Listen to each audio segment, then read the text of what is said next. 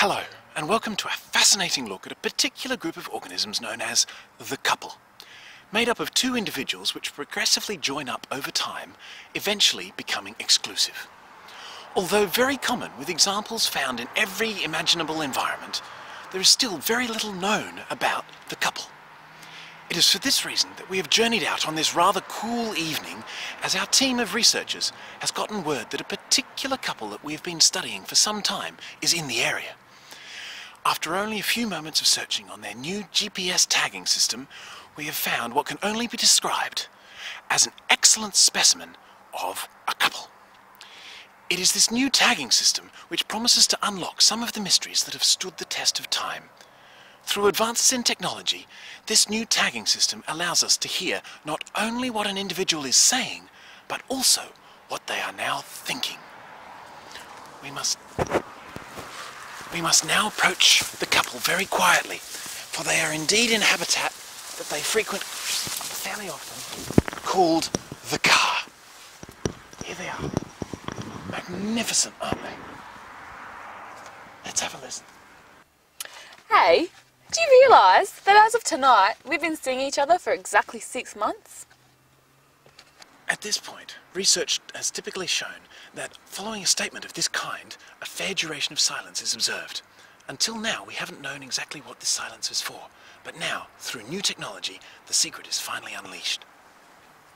Gee, I wonder if it bothers him that I said that.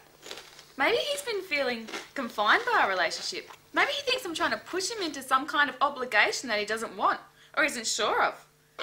But hey, I'm not so sure I want this kind of relationship either. Sometimes I wish I had a little more space, so I'd have time to think about whether I really want us to keep going the way we are, moving steadily forward.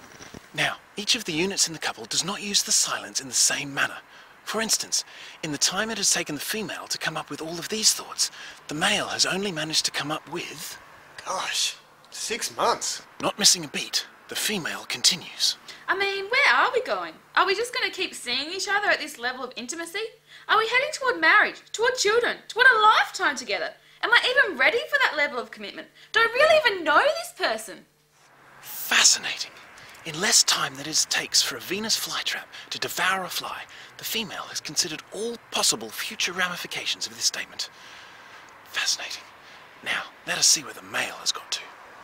So that means it was, let me see, February when we started going out, which was right after I had the car at the dealer's, which means, let me check the odometer. Whoa, I am way overdue for an oil change here. The female is typically adept at reading the non-verbal cues of her mate. Let us see how she fares on this occasion. He's upset. I can see it on his face. Maybe I'm reading this completely wrong.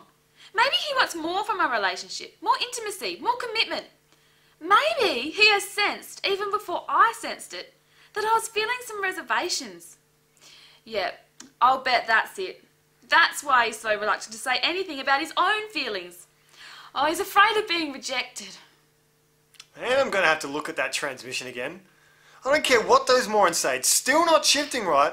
And they better not try and blame it on the cold weather this time. What cold weather? It's 23 degrees and this thing is shifting like a damn truck. I paid those incompetent thieves $600. Oh, he's angry. And I don't blame him. I'd be angry too.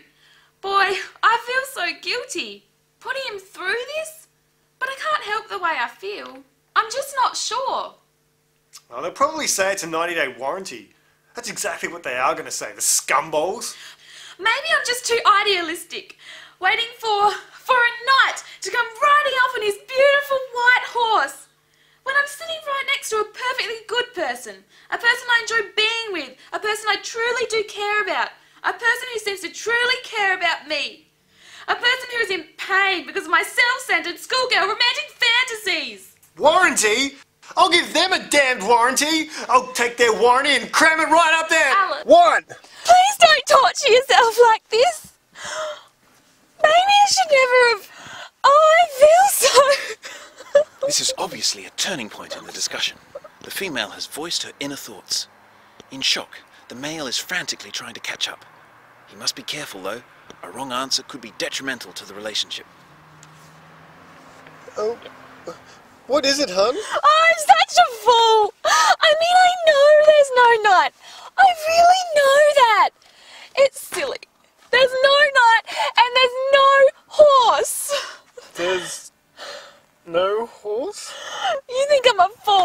you. At last, a question to which the male knows the correct answer. No. It's just that... I just need some more time. Ooh, again in the hot seat. Unsure of what the correct answer is, the male sweats as he searches frantically for a safe response. Yes? Oh, Alan, do you really feel that way? About what? That way. About time. Oh. Yes? Magic. The female gazes deeply into her mate's eyes, which causes him to become very nervous about what she might say next, especially if it involves a horse. Thank you, Alan. Thank you?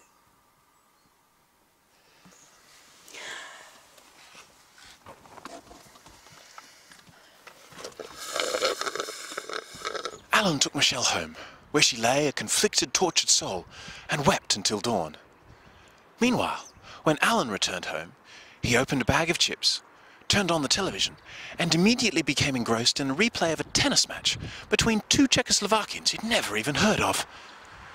We did record the fact that a small voice, somewhere in the far recesses of his mind, told him that something fairly major had happened back there in the car, but that he was fairly certain he would never understand what, and so he decided it was best not to think about it.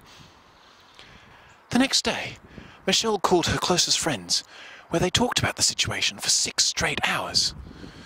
In painstaking detail, they analysed everything she said and everything he said, and went over it, time and time again, searching every word, expression and gesture for every nuance of meaning and every possible ramification of what it could have meant.